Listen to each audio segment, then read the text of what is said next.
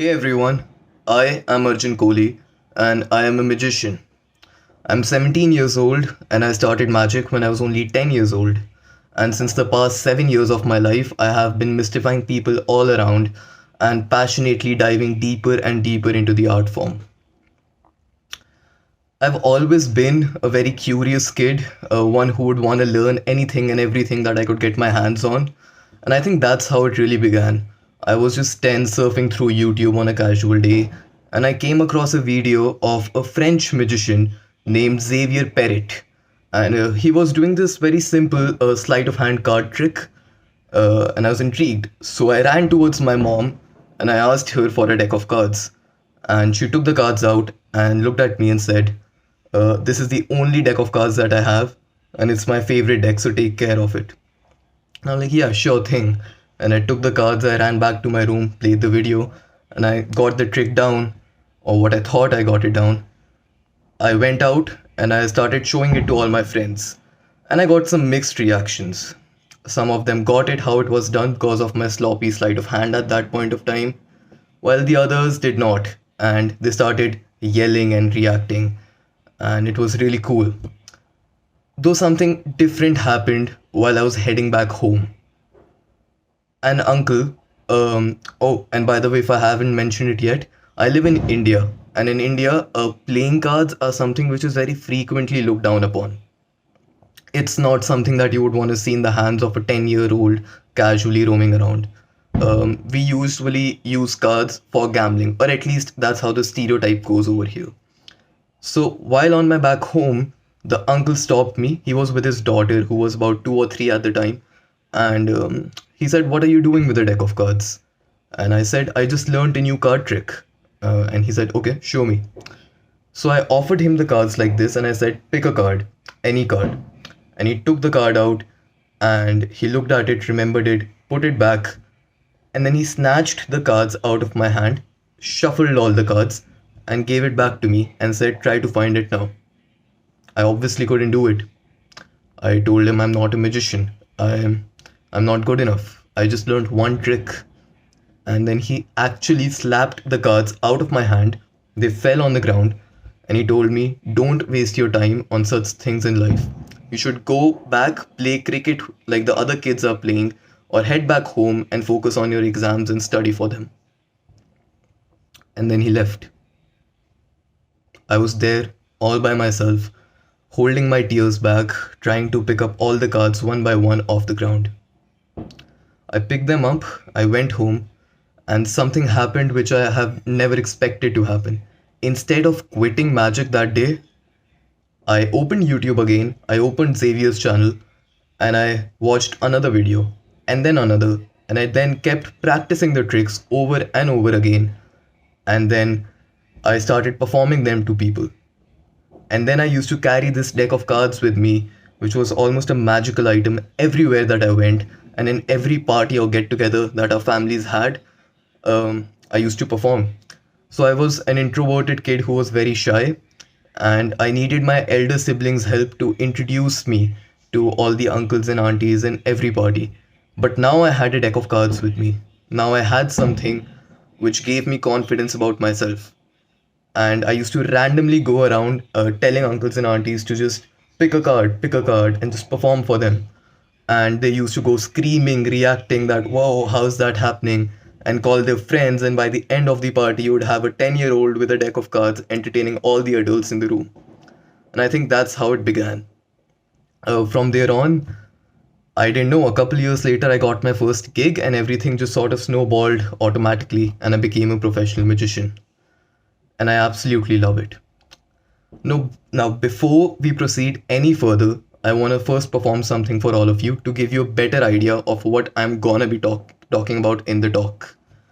And usually I have to interact with people to perform for them, but right now on this online platform we can't really do that. So I'll perform something which I came up with during this pandemic. Even during the pandemic, I was looking around stuff which I could learn, and I found this unsolved, jumbled Rubik's Cube in my house. And I took the time to learn it, and then I came up with a move through which I can solve the cube in an instant and make it look like real magic. I'll show it to you right now. So you can see the cube is jumbled on all six sides. Now, if you were here, it doesn't matter, you could jumble the cube more and you can see the cube being jumbled. But watch carefully. This is where the move comes in. See, that was the move. And instantly, you can see that the whole cube has been solved by itself. All six sides. Now hold your reaction. I want you to hold the feeling that you got the moment I did that, the moment I solved the cube in front of your eyes without any moves in that unnatural manner. Hold that feeling within you, that reaction. And I want to ask a question.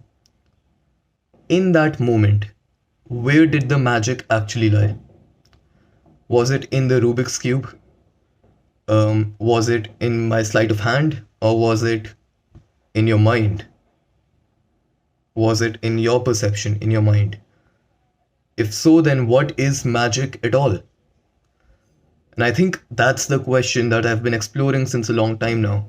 And I've realized over a span of time that magic is an emotion, one that we carry within ourselves, which doesn't lie outside of us, but within us. It is different for all of us, waiting to be evoked by something that we might see, listen, feel, and we think of it and we deem it worthy of magic. For example, you might have something tasty and that food makes you go like, oh, that's just magical. Or you might watch a film which leaves you with that reaction. One thing that I think applies to all of us is music. Our favorite music, when we listen to our favorite tunes and our favorite music, we are left with that feeling of awe and magic within our heads and within ourselves. And I think that's what magic is. For me, to me, my entire journey has been pretty magical, literally. I live in India, and in India, it's not very common for a kid to become a magician. Mostly, kids tend to grow up and become doctors and engineers over here and take the route which is the most common one.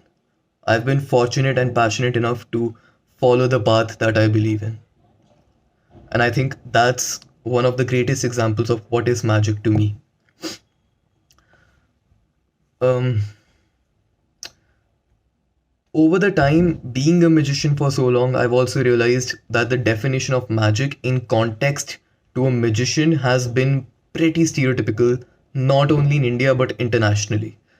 At least there is one solid common thing, that being that when there is magic in context with magicians, it's just about trickery and the magician trying to fool you. It's about, oh, look at me with my clever tricks, I'll try to fool you. Though it's never that. That's probably never the case. Any magician that you meet is probably trying to entertain you, and the tricks are just a medium for you to reach the emotion of magic. If you can see the trick not in the logical manner, but in a manner which actually gives you the emotion of magic, I think that's great. Because I think that is the ultimate goal of any magician, to help the audience reach the emotional state of magic. And over a span, I have also realized because I'm 17, I'm neither a kid nor an adult right now. Um, Most of my audience base consists of adults, and adults tend to lack the imaginative property that one might have as a kid. Uh, we tend to lack the perception to view mysteries in our everyday life. We have them all around us, and there are different types of mysteries. If you really think about it, there are mysteries in our everyday life, like in a movie teaser. Something as basic as that. It's a movie teaser. Its name is teaser. It teases you about the movie, and it puts a sense of mystery within your head about the movie. But you never really realize it. There are also mysteries that are mostly imaginative, that put a sense of imagination within you rather than curiosity. For example, in the movie Alien, you never even see the alien throughout the movie, yet you're terrified.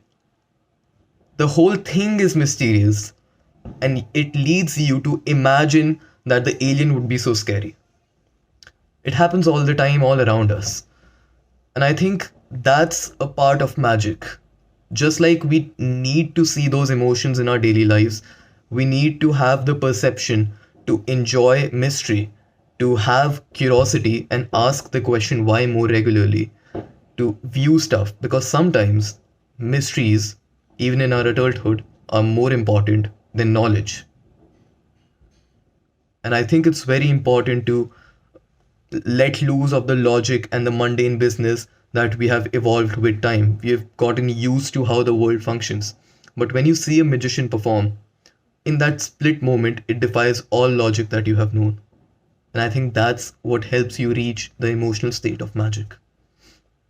For me, magic is the emotion that consists of joy, wonder, astonishment, and for me, the most important of all, mystery and curiosity. Though I have a question for all of you, and I want you to genuinely think about this sometime. What is magic to you? Remember to add some magic to your life. Thank you. That's been my time.